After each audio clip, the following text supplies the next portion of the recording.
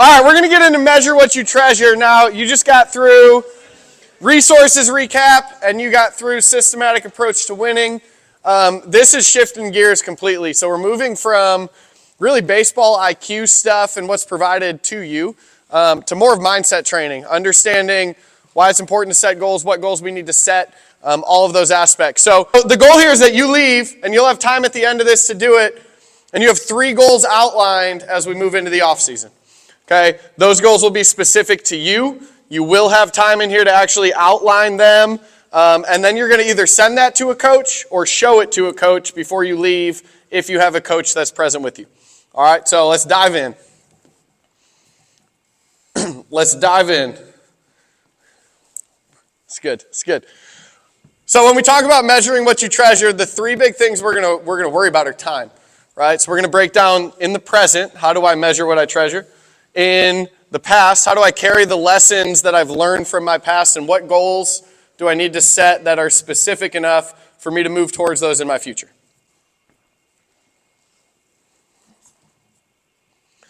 So when we really break it down, we'll start with present. When you think about your present time, the biggest question is, how are you using that, right? Obviously, I know what you're doing right now. You're sitting right in front of me. But when you wake up for a day, are your days structured? Do you have any idea what you're doing in those days prior to waking up? Do you use your time in a meaningful way? Now, that could look different for each person, but if your time is not being used in a meaningful way for you, then we have to make some adjustments. There are a lot of things that we do in our lives that we don't necessarily connect with or aren't meaningful to us. Some of that's out of necessity, but a lot of things we just do it because it becomes routine. And if we're not intentionally building or growing our routine, then the routine is essentially growing us, because you're still going to come up with something whether you want to or not. Okay? Next question is my rest restful? Simple question, but a lot of times we sleep because that's when we fall asleep and we need to get up the next day. But are you actually utilizing rest? Are you tracking your rest? Okay?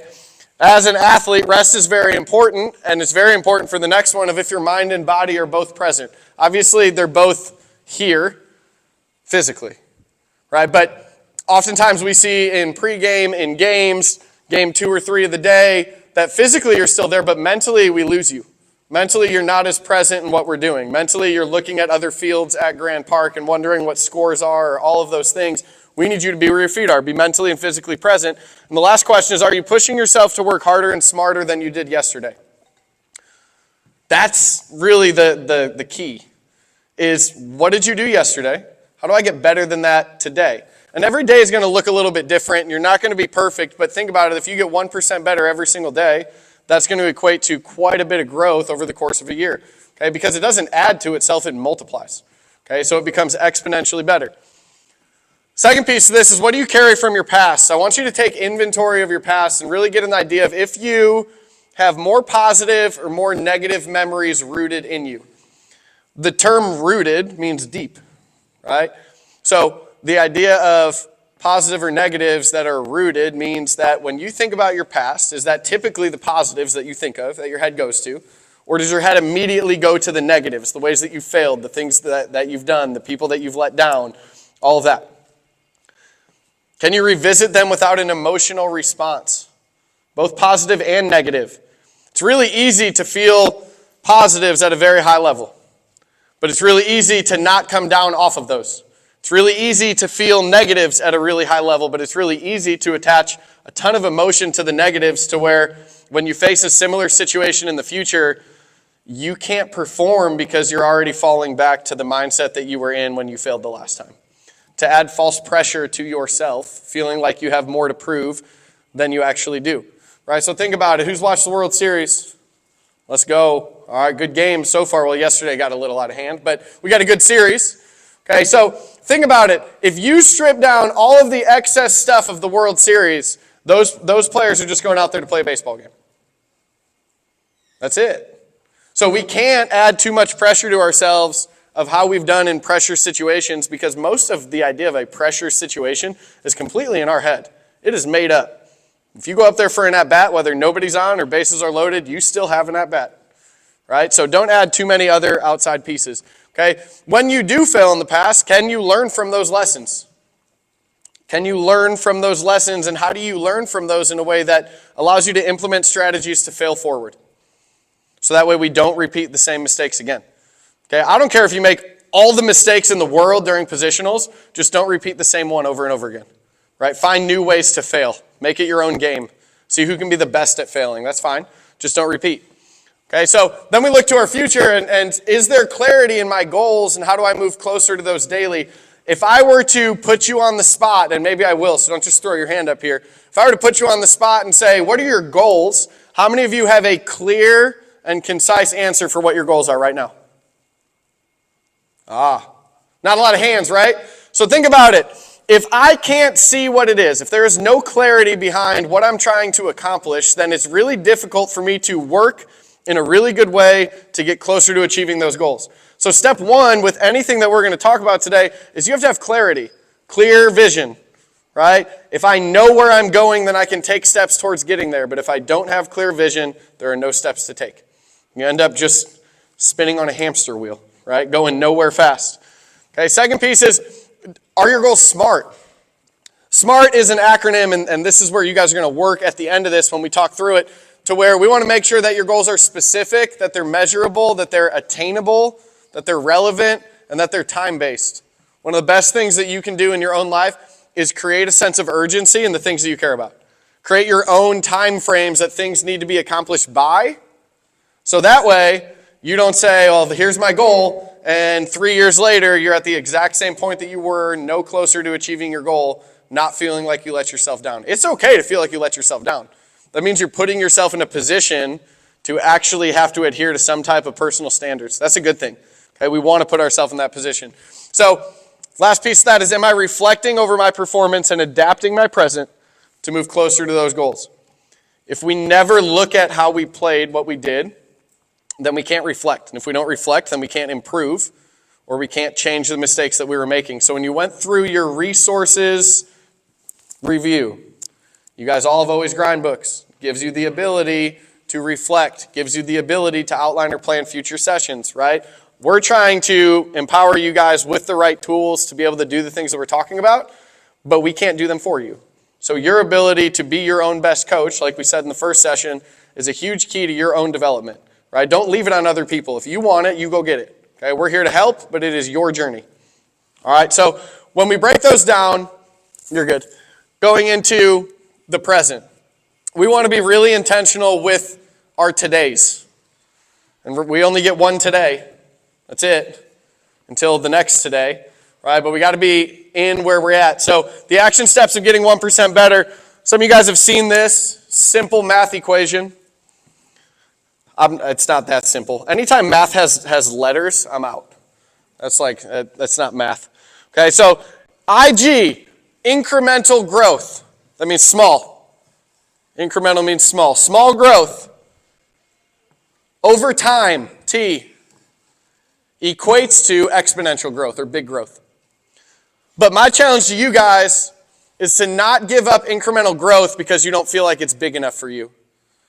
Right? Sometimes you got an hour workout planned. You realize, well, if I go to the gym, I'm only going to end up with 30 minutes to get my workout in. I guess I can't go to the gym today. Versus going to the gym for 30 minutes and getting incrementally better. Right? Don't give up small opportunities to grow, because those things over time equate to a lot of growth. All right? And it's really easy to give that up. I struggle with it for sure, especially with workouts. If I'm not going to have a full time, it's really easy for me to be like, well, I can just do it tomorrow. Right? So we have to hold ourselves accountable on those things. And here's how we do it. First piece is, one of the goals that I want for you guys is that you spend a minimum of 14 minutes and 24 seconds each day on your mental, on your ability to control that side of your game in your life. Now, it's 14:24 because that is exactly 1% of your overall day of 24 hours. So if you're telling me that you can't give 1% of your day to your own mental health and getting better and things that are going to help you be a better athlete, better person, okay, then you really don't care about your own well-being. Right? So that's easy to do. Here are some ways that you can do it. Number one, morning writing. Call them GGAs. That's goals, gratitude, and affirmations. You need to have clear goals. If your coach goes up to you and says, what's your biggest goal this season? You should have that answer. But the more you fumble around those words, Not only does the person you're talking to not believe it, but you struggle to believe it yourself, right? So in the business world, they call it an elevator speech, right? The idea that if you get on an elevator and suddenly you're on that elevator with Mark Cuban and it's just you two and you have 30 seconds of going up an elevator, how do you explain what you do, why it's important, and how much you value it to somebody else in that amount of time? So that way when the elevator doors open, you have a deal with that person. It's an elevator speech. Okay, so how do you give your elevator speech of your goals? What are those things? And for most of you, that elevator would go, you'd say a lot of ums, you'd mention baseball, you want to be really good, something that's not specific, door would ding, that person's gone forever, right? So you got to get more specific, more clear for yourself. Those goal writings will help with that. The second piece is gratitude. If you start your day with gratitude, you will fall back on gratitude throughout your day. If you start your day with negativity, you will fall back on negativity throughout your day. If you don't choose either one, then you will become a victim of what happens first in your day. And that's where we get into, oh, today stinks. I just want it to be tomorrow. Today's not my day. And that's not true. You had a bad 2 minutes, 5 minutes, whatever it was, but that doesn't mean that we have to give up the entire day. Okay, so gratitude helps with that, and affirmations really help with that. That is you actively writing or looking in the mirror and speaking to yourself and saying positive things that you believe to be true about you. It sounds really weird, especially for like men to do, right? And then you look at people who do that regularly and write about it. People like David Goggins. If you don't know anything about David Goggins, he's kind of a bad dude, right? Jocko Willing, kind of a bad dude. And these are guys that talk about things like this, right? That are some of the toughest people on the planet. So, although it feels weird to look at yourself in the mirror and say positive things, I'm creative, I'm a good baseball player, I'm a great infielder, whatever that is for you, say it like you believe it, watch yourself in the mirror. It changes your body language, changes your belief system. Okay, but you have to be the one to actually make the decision to do this because your brain is like a computer. Okay, so it is wired a specific way, and if you don't actively rewire your brain to think in certain ways, to develop new neural pathways between your body and your brain, they're already forming. It's just a matter of if those things are intentional or if they're unintentional. So it's not like you can just make the decision of like, no, I don't do those things, because then they're going to be done for you. Right? So I would rather be in control of what I'm doing and where my thoughts are going than allow that to happen just by circumstance or chance, but it takes effort and action on our part to do it. So we get our morning writing done. Maybe that takes 5 minutes, 10 minutes, depending on how quick you write. Okay? Then we want to outline and plan our day. We want to prioritize what we're doing in our days. Not everything has the same level of importance. My players can tell you this straight up. There are some times that I will get a text from a player at 8 a.m. and I respond at 2 p.m. Because that's the first time that I have the ability to open my phone and respond to text messages based on the priorities that I've had throughout the day of getting other things done. Right? So it's okay to prioritize things that you have to do and get the most important things done first. We call those MITs, most important things today. 3 of them every day. Don't go to bed until they're complete. Now, if you tried to do that with your entire schedule, you would never sleep. Right? So choose the most important things that you're going to do every single day. When you do that, you've set your day up, right? You've outlined it. So now we're in a position to be where our feet are mentally and physically and actually enjoy the people that we're with, have a presence in the things that we're doing, position ourselves to be successful in all of those opportunities. Okay, and we do that by winning the tiny battles. Like we said, IG times T equals EG. So tiny battles are the little things in your day that don't feel like they're going to make a huge difference, but the culmination of all of those together make a huge difference, right? It's the difference in, man, I want to grow my body and I want to get stronger and I want to do this. And then you have opportunities throughout the day to drink enough water. You have opportunities presented to you of little pieces of candy and you're like, I'm not thirsty, I don't need water. It's one piece of candy, right? You're losing tiny battles every day, which is going to put you back. Okay, there's no such thing as remaining the same. You're either getting better or you're getting worse.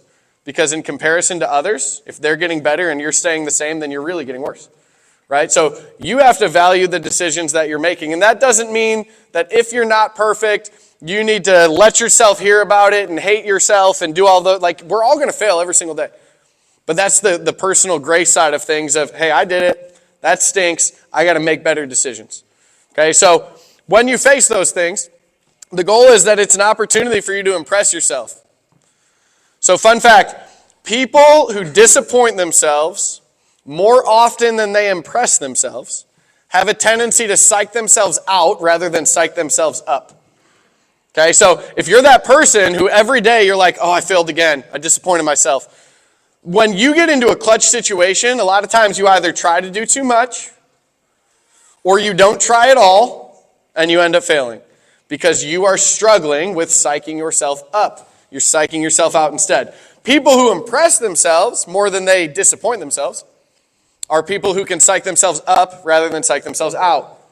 So we want to impress ourselves, but that means that we have to be open to impressing ourselves. Even the silliest things, it does not matter what it is. Okay? You finish your Gatorade and you shoot the jump shot into the trash can and you make it. Hit that 3-point celly, right? Like, impress yourself. Love it. Right? Sometimes I do it with parking, and my guys on my team, they know, like, I roll in kind of quick, and I'm just, like, sliding into that parking spot, and most of the time it's awful. Like, I'm curved, I'm terrible, I'm barely between the lines, or I just make my own spot. But there are random times that I pull in, and it's like perfect. You get the little right at the end of it, and you're like, yeah, let's go. You impress yourself, right? So it doesn't have to be even anything meaningful. It just has to be you consciously allowing yourself to be impressed. And as you do that, you start to gain clarity of other ways that you can impress yourself, of things that you do that you feel really good about. And rather than the internal dialogue of yourself being all negative self-talk, bringing yourself down, you naturally become more apt to going to the positive side, impressing yourself, feeling good about life, feeling confident in what you're going to do. Okay, but it's effort. And I know effort can be hard. So here's what I want to ask you. I love stories that have to do with time and money. I think it's really easy for you guys to understand the value of money, right? And some of you have heard me talk about how many seconds are in a day and all of those things, and we're not going to go there today by any means, but I have a simple question, right? So if I were to say to each of you, hey, I want to give you $1 million, how many of you would accept that? How many of you would take that $1 million? If you're not raising your hand, we need to stop this presentation and have a different one as to why you would not take a free $1 million, because that's wild. Okay, great. You can put your hands down. Okay, now, raise your hand if you would still take that $1 million if it meant that you couldn't wake up tomorrow. What are you do? What are you going to do with $1 million today and then not be able to wake up tomorrow? Make no sense, right? So, none of you believe that $1 million is worth not waking up tomorrow, which means that you are saying that each day that you live is worth more than $1 million. So when you wake up tomorrow, feel like $1 million, because you're saying that that is more important to wake up tomorrow than gaining $1 million. So that means that your day is worth more than $1 million, and we need to start treating it that way in the way that we talk to others, the way that we perform, the way that we treat ourselves, the way that we go about our day with structure and purpose. On purpose, with purpose in everything that we do. Okay, so you're good. How we do that when it comes to our past is we need to understand that past failures are opportunities for us to learn. Those are lessons that we can take from what we did. There is a great book, and it's on here. Okay, it's called It Takes What It Takes. And it's a book about neutral thinking, and it was written by Russell Wilson's mindset coach. It doesn't talk a whole lot about positive thinking or being successful. It talks a lot about failing and the negatives and the internal dialogue or negative self-talk that we have and the response of how we make that better. So in its simplest form, when we screw up, when we're not perfect and we're looking at something in the past, we need to recognize it is what it is. Can't change it now. Just gave up a bomb, whatever. It is what it is. But to get out of the situation I'm in now, it takes what it takes. That's it. I can't make excuses. I can't justify the umpire's call. I can't be focused on those things because the more I'm focused there, the less my mind is on the present. So in this present moment, where my feet are and my mind is, it takes what it takes. That's it. You're down 0-2 in the count and you get a bunt sign. It takes what it takes. Get your eyes behind the barrel, get the bunt down. Right? When we can be that present, it takes out our ability to feel emotion in a negative way because we're so locked into what we're doing that we don't have time to think, well, what about if I fail? What's my mom going to think in the stands? What are my grandparents going to say? What are my teammates going to think? How's this going to look? Those are the ways that we fail. Okay, so When we have past successes, those are the things that will build our confidence. No, you can go back, you're good. When we have past successes, those are the things that will build our confidence. Confidence is good until we're overconfident, and then that becomes pride. Right? So when we live solely in the past, oh, last time I faced this team, they didn't get a hit. Cool. Well, this next game's a different game. Right? So a lot of times being overconfident is a pride thing, and that becomes a negative. So feel the good things you do in a good way, but then be able to move on and stay present. On the bad side of thing, living in a bad past is shame. That's the emotion that we attach to it. The idea that we failed and we're embarrassed by it, and it doesn't feel good to feel that way. But it becomes this self-fulfilling prophecy and this endless cycle or recycle of shame because we fail, we hate how we feel, we try to avoid that feeling by ignoring it, and then we put in the same situation and we fail again. And we ignore it, and we try to avoid it, and then we fail again. Right? So you have to get yourself out of that cycle and stop attaching the emotion to it. It takes what it takes. It is what it is. It takes what it takes. Okay? So what is controllable?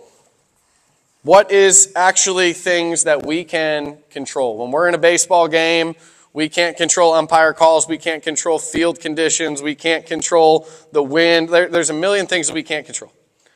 All we can control is how hard we play, what our focus is, what our energy looks like. Okay, the things that we talked about in that beginning session of your role as a player, the attitude, the approach, the intensity, and the toughness. Okay, but what you have to recognize is your starting point is going to be very, very different from anybody else in here. Okay, some of you guys, you've been in the BAM program for 5-6 years. In fact, you've been here long enough that you're like, do I have to go to another mental training day? I know what we're going to cover. And that's awesome. I love that. That's why you're challenging me to have some different things, some new things to bring to you guys. Okay, but you guys, your starting point in this offseason, if you've been here a while, you should know the expectations.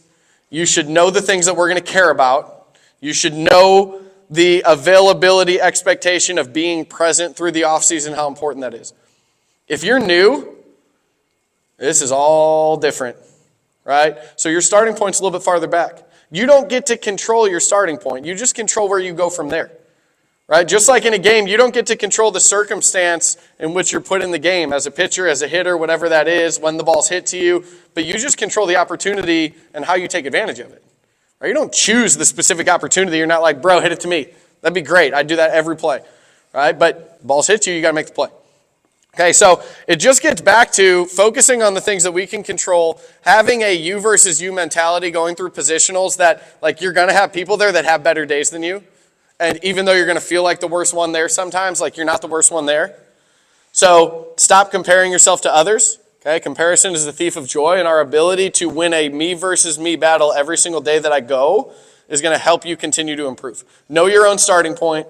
That is your base of improvement, not where you stand in comparison to others, okay? The last piece of that is just that you're not your past self, okay? If I was standing here as the exact person that I was 5 years ago, I'd be really disappointed in myself. If you are sitting there at day 2 of mindset training and you are the exact same person as you are right now, you should be disappointed in yourself and what you've done to train. Okay, if the goal is 1% better every single day, then that means when we move into day 2 of mental training, you should be in a better position. Okay, you're good. So then we relate it to our future. From the future, we want to put ourselves in a position to cast a vision and really live into that by trusting our process. So we have to understand that this is where the specificity of goals come in. If there is no target, then we cannot aim. Right? You don't know what you're aiming at. So we have to create the target. So when we go through goals, we have to understand step 1 is clarity. What are we trying to accomplish? We need to be specific. And that's the S in our acronym of SMART goals. Okay, we need to be specific. Part 2 is we have to connect with our goal. If your goals do not excite you and make you just a little bit nervous, they're probably not big enough. Right? If you're like, oh, here's my goal, I can accomplish that by Friday. Think bigger. Let's push ourselves a little bit, right? So there has to be meaning to it, some type of connection. We have to believe that we can do it. It needs to be attainable. Now, there's a difference in you believing that you can do something and somebody else telling you whether or not you can do something. Just because somebody looks at you and says, that's a crazy goal, you can never accomplish that, don't listen to them.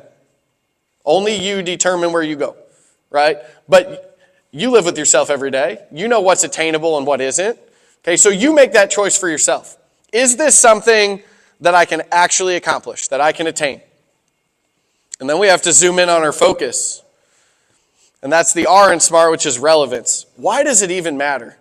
I've had goals before, and I'm pushing for it, and I reach a point where it's like, I really don't care about that. Like, why did I even set a goal for that? It doesn't matter, right? So if your goals don't matter, you're not going to continue to work for them. You have to have goals that are relevant that you can stay focused on. And like I said in the beginning of this presentation, urgency matters. You creating a time-based structure of urgency of when you will accomplish these goals by is vital for you to feel that pressure to work hard every single day. And pressure is a great thing to feel if you learn how to manage it. Okay, so this is what, year 3 for me, going into year 3 of no longer teaching in this building. For 5 years of my life, and 4 years before that, at a different school, I had to walk in, just like you guys do, to high school every single day. And I had to teach all day. And then I would do all the other things, the BAM stuff, the extra inning stuff, all of that. And it was a lot, right? But the biggest thing with that was I just didn't love it. I didn't want to be here anymore. So there is nothing greater than making the decision to no longer teach and knowing that that was my income, right? Like that's how I paid for my family and for things. So I knew that when I quit teaching, in order for me to not have to move out of my house with my family, and in order to take care of my kids and put food on the table and do all of that, I needed to grind. I needed to work hard in baseball and softball and mindset training and everything that I now do. And that pressure felt so good because it was on me, 100%. So when you set goals, they got to be on you. Don't have a goal that's, well, I can't accomplish that unless my dad throws something every single day. Cool. How do you adjust that goal then? Make sure that it is something that is on you 100% to accomplish. And then once we have that, we got to get consistent. That's our daily writing. That's our 14 minutes and 24 seconds a day that we focus on our own mental. Not a big writer, that's fine. Read. Not a big reader, that's fine. Go to YouTube. Watch a motivational video every morning. Okay? Struggling to stay awake in the mornings, cool. Take a cold shower. There's so many different things that you can do that will make you more successful. And the last piece of that is that we got to track our goals so that we can collect and reflect. Okay, collection means that we're actually taking inventory of what our goals are. That we are tracking the metrics or the data that are important to us accomplishing or failing at our goals. So you can't just have a goal of hit the ball harder and then never test your exit velo. How do you know if you're hitting it harder? Throw the ball harder and never test your throwing velo. Okay, that's collecting the data. And then on the backside of that is reflecting on it. Because here's the thing, I have all the ability or the belief in the world that you guys will work hard. But hard work doesn't always determine success if you're not doing the right work. And the right work, especially in a sport like baseball, could be different for each of you. So we collect the data to see if we're moving closer to our goals. And if we're not moving closer to our goals, that doesn't mean that we just give up on the goal. That means that we adjust our process. That means something that we're doing isn't working. How do we change whatever that is in order to make sure that we continue to progress? But if you don't get any data, then you never know what you actually need to do. Okay, so here's where we're going with this. I have an outline up here of SMART goals. Now, when we talk through this, there's one more slide. I'm going to give you the rest of the time. You're going to have about 15 minutes to actually sit down and outline your own goals. Now, if you are sitting out there and you're like, I already know my goals, this is great. You don't have to come up with new ones just for this activity, but rewrite the ones that you have. Okay, did any of you write your goals this morning? Woo! So it seems like everybody should today at some point anyway, right? Okay, so this will be a good exercise for you. Up here is just an outline. So under the S for specific, let's say a hitter wants to increase their hitting power. Just says specific is the what? I will increase my exit velo. How do we measure that? Well, the goal is to increase it by 5 miles an hour. Put a measurement on there. That's a decent chunk, right? Maybe you go 3, whatever that might be. Okay, is that attainable?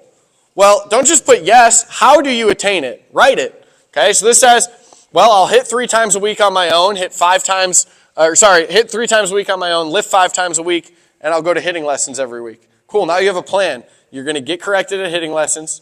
You're going to lift and get stronger, and then you're going to hit on your own to actually make sure that you're increasing your feel of that.